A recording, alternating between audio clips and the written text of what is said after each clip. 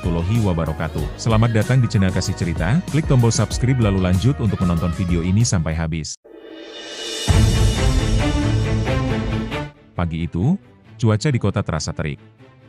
Jalanan macet banget, hampir gak ada tempat yang aman buat nyetir tenang. Ditambah lagi, mobil yang satu ini, Honda Civic biru, terjebak di tengah-tengah kemacetan itu. Di dalam mobil, ada seorang polisi bernama Anton, yang duduk di kursi pengemudi dengan wajah tegang. Matanya melotot ke depan, tapi sepertinya pikirannya jauh melayang entah kemana. Di kursi belakang, ada seorang balita perempuan berusia sekitar 2 tahun, dengan wajah polos yang masih kebingungan. Namanya Nadia, si kecil yang gak ngerti apa-apa. Rambut hitamnya yang tebal sedikit berantakan, dan mata bulatnya menatap keluar jendela, mencoba mencari tahu kenapa mobil ini gak jalan-jalan. Nadia mulai merasa tidak nyaman. Tangannya yang mungil meraih kaca mobil dan mencoba menekan-nekan kaca yang terhalang oleh jendela, berharap ada sesuatu yang bisa membuatnya merasa lebih baik. Namun, Anton tidak terlihat peduli. Wajahnya semakin kaku. Tiba-tiba dia berteriak keras, membuat Nadia terkejut. "Diam! Jangan ganggu aku," katanya dengan nada yang sangat keras. Ketegangan yang terakumulasi. Anton sebenarnya bukan tipe polisi yang kasar. Dulu, dia seorang yang sangat peduli pada sesama. Tapi belakangan ini, hidupnya berubah.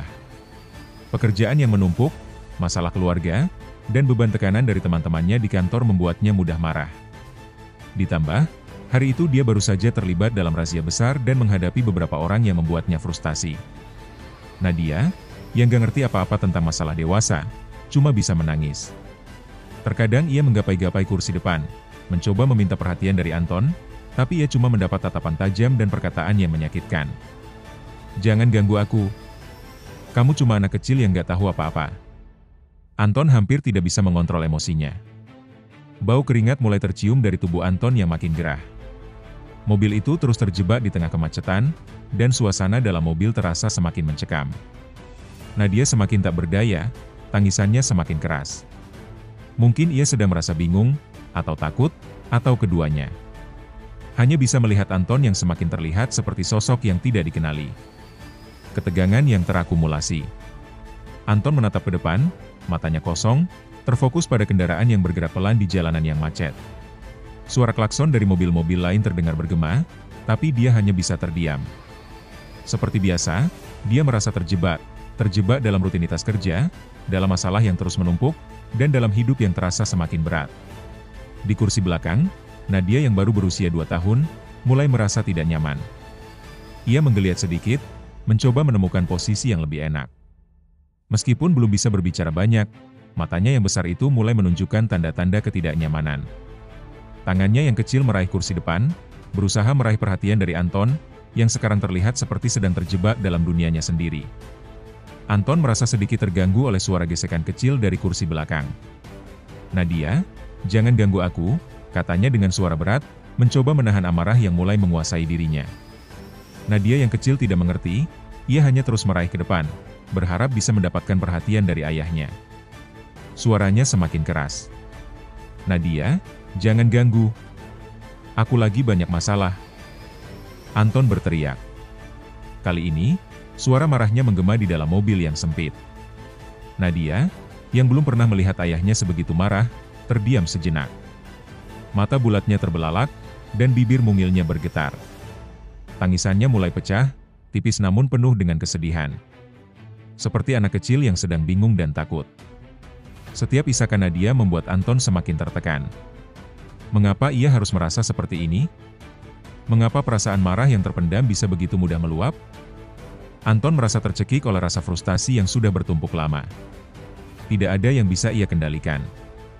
Masalah di kantor yang terus datang, tekanan dari atasan yang tidak pernah berhenti, serta hidup yang seakan menguras habis tenaganya. Ditambah lagi, masalah dengan keluarganya yang tidak kunjung selesai. Semua itu bertemu dalam satu titik, dan Nadia menjadi tempat pelampiasannya.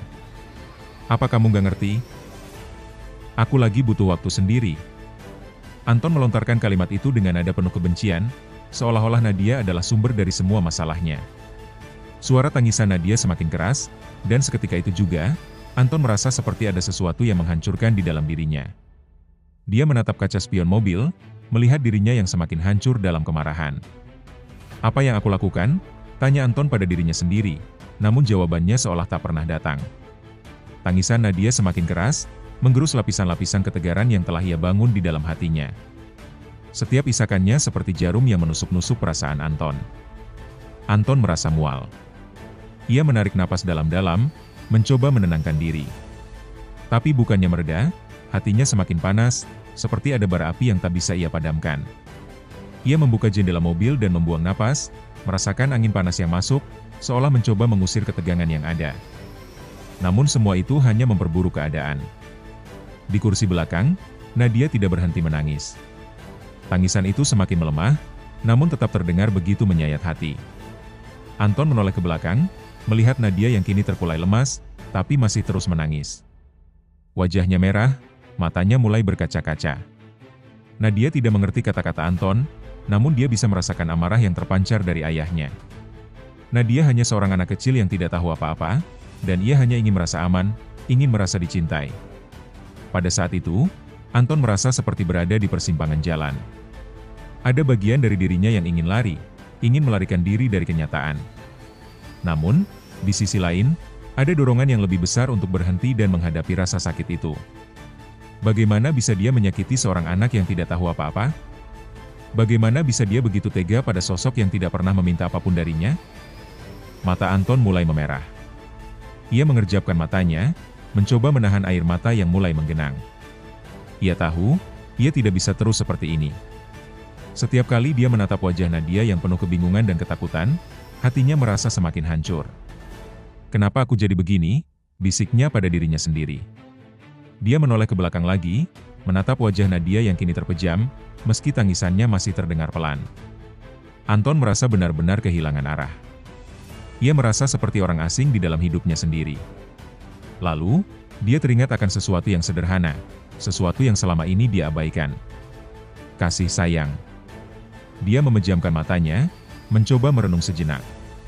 Ia tahu bahwa yang sedang dia rasakan bukan hanya kemarahan, tetapi juga kebingungan dan ketakutan yang mendalam.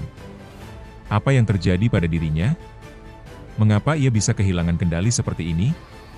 Anton merasakan kesepian yang begitu dalam, kesepian yang tak pernah ia ungkapkan kepada siapapun. Saat itulah Anton menyadari bahwa dia butuh bantuan. Dia butuh untuk berbicara, butuh untuk membuka diri, untuk menerima bahwa dia tidak bisa terus berjuang sendirian. Dengan tangan yang gemetar, Anton membuka pintu belakang mobil. "Nadia," katanya dengan suara pelan, "aku minta maaf." Nadanya lebih lembut, penuh dengan penyesalan yang mendalam. Nadia, yang masih terisak, membuka matanya perlahan dan menatap Anton. Meski ia belum bisa mengerti sepenuhnya, Nadia bisa merasakan perbedaan di dalam suara ayahnya. Ada rasa sakit, ada penyesalan. Tanpa sepatah kata pun, Nadia meraih tangan Anton dengan erat. Anton menggenggam tangan kecil Nadia, merasa kehangatan yang luar biasa dari jari-jari mungil itu. Dalam sekejap, hatinya yang keras dan penuh kebencian seolah mencair. Rasa sesal mulai meresap, menggantikan amarah yang sudah lama menyelimuti dirinya. "Aku nggak akan marah lagi, Nadia. Aku janji," ucap Anton dengan suara bergetar. Ia menatap mata kecil Nadia yang mulai tenang, dan perlahan, sebuah senyum kecil muncul di wajahnya. Senyum yang terasa sangat berat, namun penuh dengan harapan. Harapan untuk bisa menjadi ayah yang lebih baik, untuk bisa memperbaiki semua yang telah rusak. Mobil itu akhirnya melaju kembali, pelan namun pasti, meninggalkan jalan yang macet dan menuju arah yang lebih tenang. Di dalam mobil, Anton duduk lebih tenang, meski hatinya masih dipenuhi dengan ribuan pertanyaan. Tapi satu hal yang pasti ia harus berubah. Untuk dirinya, untuk Nadia, dan untuk masa depan mereka. Titik terendah. Lama-lama, Anton mulai merasa cemas dengan suara tangisan Nadia yang terus mengganggu konsentrasinya. "Diam," katanya lagi dengan suara bergetar, seolah berusaha menenangkan dirinya sendiri. Ia menekan pedal gas lebih keras, berharap bisa keluar dari kemacetan ini lebih cepat, tetapi semakin lama semakin membuatnya terperangkap dalam kekesalan. Namun, tiba-tiba mobil itu berhenti. Kunci sudah diputar, dan Anton berhenti dengan kasar di pinggir jalan. Ia menatap Nadia yang masih terisak, wajahnya memerah karena terlalu lama menangis. Tanpa berpikir panjang, Anton membuka pintu mobil dan keluar. Ia berdiri di samping mobil, menghela napas panjang, berusaha menenangkan diri. Tapi pikirannya berkecamuk. Apa yang baru saja terjadi? Mengapa ia bisa sampai seperti ini? Suara tangisan Nadia terus terdengar di dalam mobil. Anton merasa cemas dan bingung. Ia belum pernah merasa seperti ini sebelumnya. Tidak ada rasa nyaman atau kedamaian seperti dulu.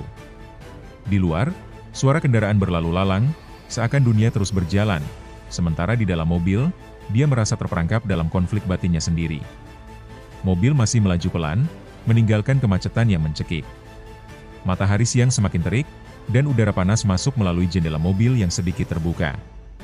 Anton memegang setir dengan tangan yang gemetar, seolah setiap detik membawa beban yang lebih berat. Dia menatap ke depan, namun pandangannya kabur. Semua yang baru saja terjadi, teriakan, tangisan, amarah, berputar-putar dalam pikirannya seperti putaran roda yang tak bisa berhenti. Nadia masih duduk di kursi belakang.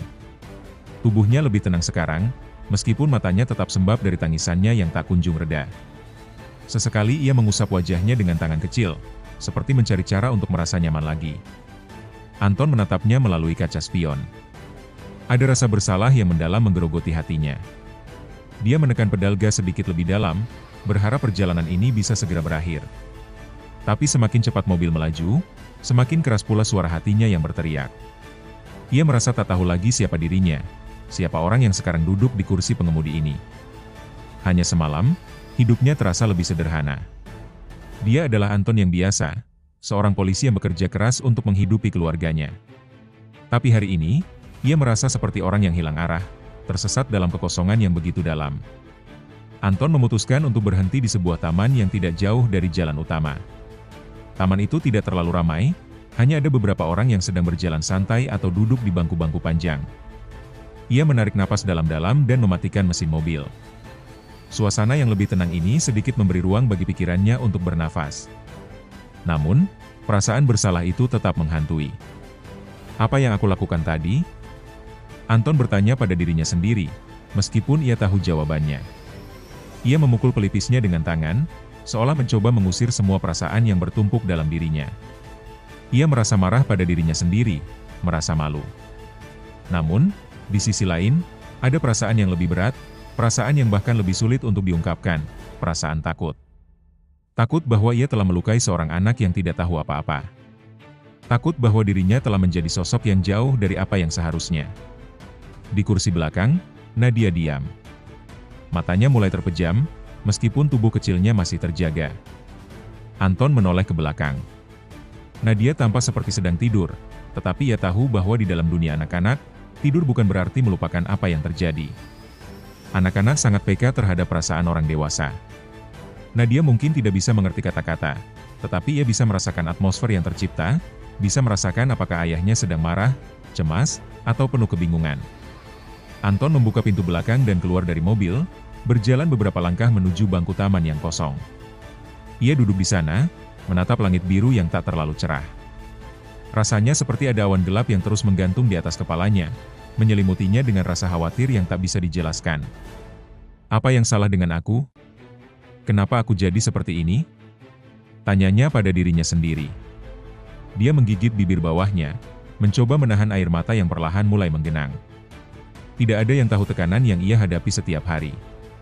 Sebagai polisi, ia terikat oleh aturan yang ketat, di mana setiap langkahnya diawasi, setiap kata-katanya bisa dipertanyakan. Namun, tekanan itu hanya sebagian kecil dari apa yang dia rasakan. Masalah di rumah, hubungan yang semakin renggang dengan istrinya, masalah finansial yang semakin membebani, dan tekanan di tempat kerja yang tak pernah berakhir, semuanya terasa seperti bom waktu yang akan meledak kapan saja.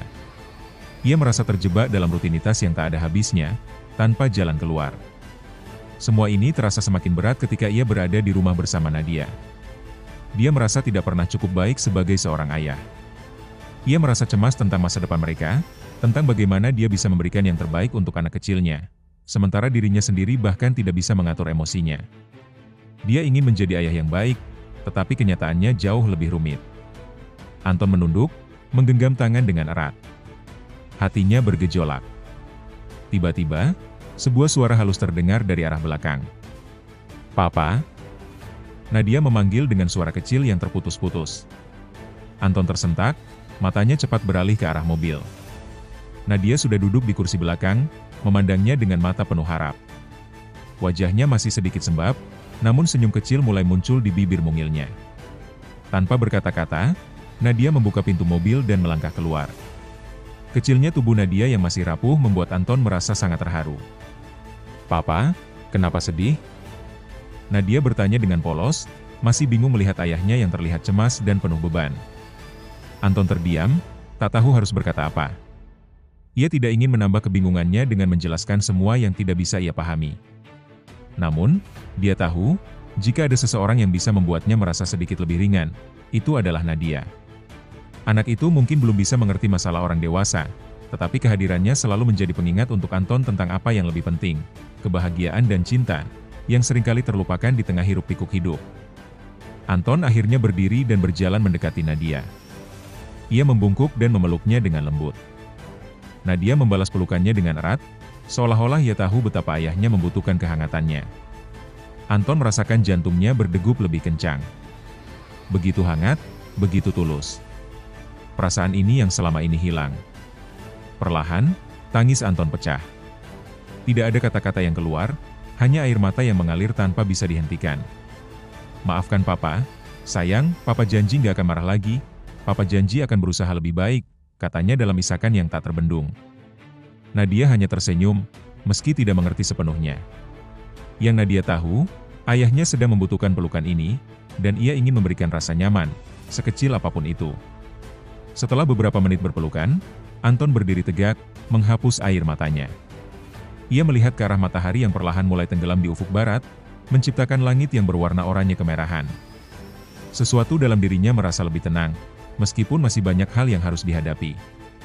"Nadia, kita jalan-jalan sebentar, ya?" Anton menawarkan, mencoba merangkai kembali hubungan mereka dengan langkah kecil namun pasti. Nadia mengangguk ceria, dan mereka berjalan bersama menyusuri jalan setapak di taman itu. Tidak ada kata-kata yang perlu diucapkan lagi. Kadang, keheningan bisa lebih menghibur daripada apapun. Anton merasa untuk pertama kalinya dalam beberapa waktu, ia bisa menghirup udara dengan lebih bebas. Tidak ada lagi beban yang menekan, hanya ada Nadia, dan langkah mereka yang penuh harapan. Nadia menatapnya dengan mata besar yang masih sedikit sembab. Mungkin ia tidak sepenuhnya mengerti kata-kata itu, tetapi ada kelegaan yang mulai terlihat di wajahnya. Anton merasa sedikit lebih tenang, meskipun dia tahu bahwa apa yang baru saja dia lakukan adalah sesuatu yang salah. Refleksi dan perubahan. Anton berjalan bersama Nadia di taman, menikmati setiap langkah kecil yang mereka ambil. Meskipun tidak ada banyak kata yang terucap, keduanya merasa lebih dekat. Nadia, dengan senyum cerianya, seolah memberikan energi baru bagi Anton. Perlahan, perasaan berat di dadanya mulai surut, meskipun ia tahu, perjalanan emosional yang panjang ini baru saja dimulai. Saat mereka tiba di sebuah bangku taman yang kosong, Anton duduk dengan Nadia di pangkuannya. Matahari sudah mulai tenggelam, meninggalkan langit yang dihiasi warna jingga dan ungu. Udara sore itu terasa sejuk, berbeda dari panas yang menyengat siang tadi. Keheningan di sekitar mereka memberikan kesempatan bagi Anton untuk merenung lebih dalam. Ia memejamkan matanya, mencoba menyatukan semua perasaan yang selama ini terpecah-pecah dalam dirinya. "Apa yang telah terjadi padaku?" pikir Anton. Ia merasa seakan hidupnya telah berubah begitu drastis tanpa ia sadari. Selama ini, ia berjuang keras untuk memenuhi ekspektasi orang lain, untuk menjadi polisi yang baik, suami yang setia, dan ayah yang bertanggung jawab. Namun, dalam prosesnya, ia merasa dirinya terabaikan. Ia lupa untuk berhenti sejenak, melihat ke dalam, dan bertanya pada diri sendiri, apa yang sebenarnya aku butuhkan? Anton mengingat kembali kejadian-kejadian yang menumpuk dalam hidupnya. Masalah pekerjaan yang terus datang tanpa henti.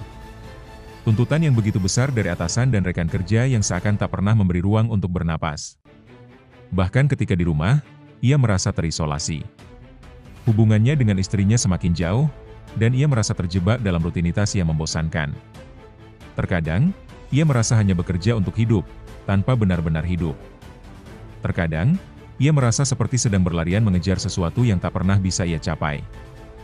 Ketika ia melihat Nadia yang duduk di pangkuannya, dengan mata polosnya yang penuh harapan, Anton merasa seperti baru pertama kali melihat dunia ini dengan mata yang jernih. Nadia, dengan segala ketidaktahuannya tentang masalah dewasa, hanya menginginkan perhatian dan kasih sayang dari ayahnya. Tidak lebih. Dan di saat itulah, Anton menyadari bahwa ia telah lupa akan hal-hal kecil yang benar-benar penting dalam hidup.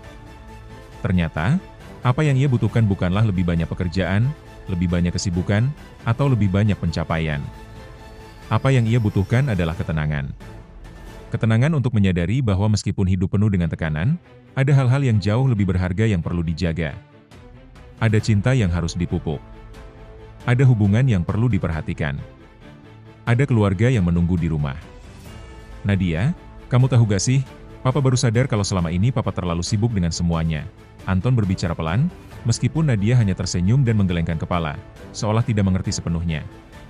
Anton melanjutkan, Papa merasa Papa gak jadi diri Papa yang sebenarnya. Papa terlalu terfokus pada kerjaan dan masalah yang gak selesai-selesai. Tapi Papa janji, mulai sekarang Papa akan lebih banyak waktu sama kamu. Nadia mengangguk pelan, dan Anton merasa sedikit lega. Meskipun Nadia tidak bisa mengerti sepenuhnya apa yang ia katakan, ia tahu bahwa kata-kata itu adalah janji yang harus ia tepati. Setelah beberapa menit menikmati udara sore yang tenang, Anton merasa lebih siap untuk kembali ke rutinitas. Perjalanan panjang ini memang belum selesai, tetapi ia merasa langkah pertama telah diambil. Ketenangan yang ia rasakan di taman itu menjadi titik awal bagi perubahan besar dalam hidupnya. Sesampainya di rumah, Anton langsung menuju ke ruang tamu. Istrinya, Rina, sedang duduk di sofa, tampak lelah setelah seharian bekerja. Namun, ketika ia melihat Anton masuk, ada sesuatu yang berbeda dalam dirinya. Mungkin Rina bisa merasakan perubahan yang terjadi pada Anton, meskipun tidak ada kata-kata yang terucap antara mereka. Anton berdiri di depan Rina, menatapnya dengan tatapan yang lebih lembut dari biasanya. Rina mengangkat alis, sedikit terkejut, namun tetap diam. "Ada apa, Anton?" tanya Rina dengan suara yang sedikit cemas, namun masih terkesan dingin. Anton duduk di sampingnya, meraih tangannya, dan berkata, Aku sadar, Rina. Selama ini aku terlalu sibuk dengan diriku sendiri, dengan masalah-masalah kerjaan dan segala hal yang gak penting. Aku gak pernah benar-benar mendengarkan kamu.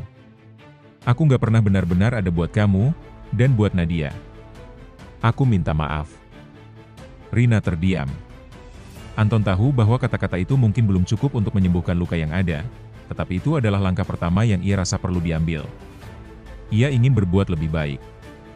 Ia ingin menjadi lebih hadir di kehidupan mereka. Rina akhirnya menghela napas panjang. "Anton, aku tahu kamu sedang sangat tertekan. Aku juga merasakannya. Tapi kamu gak bisa terus seperti itu. Kita semua butuh kamu. Aku butuh kamu, dan Nadia juga butuh kamu." Suara Rina agak bergetar, ada sedikit keraguan di sana, namun ada juga sedikit harapan. Anton menatap Rina dengan mata penuh penyesalan. Ia tahu, perjalanan mereka bersama masih panjang. Namun, ia merasa sedikit lebih percaya diri untuk menjalani hari-hari yang penuh tantangan itu. Ia sadar bahwa ia tidak bisa mengubah semuanya dalam sekejap, tetapi langkah pertama sudah ia ambil. Ia mulai menyadari bahwa keberadaan keluarga, cinta, dan kasih sayang lebih berharga daripada apapun yang bisa ia kejar di luar sana. Malam itu, setelah makan malam bersama, Anton duduk di ruang keluarga sambil bermain dengan Nadia. Tawa kecil Nadia yang terdengar ceria kembali mengisi rumah itu. Anton merasa, untuk pertama kalinya dalam waktu yang lama, ia tidak merasa tertekan. Ia merasa lebih ringan. Perubahan dalam dirinya memang baru dimulai, tetapi setiap detik yang berlalu, ia tahu bahwa dirinya sedang menuju arah yang lebih baik. Dengan Nadia di pangkuannya, Anton memandang keluar jendela, melihat bintang-bintang yang mulai muncul di langit malam.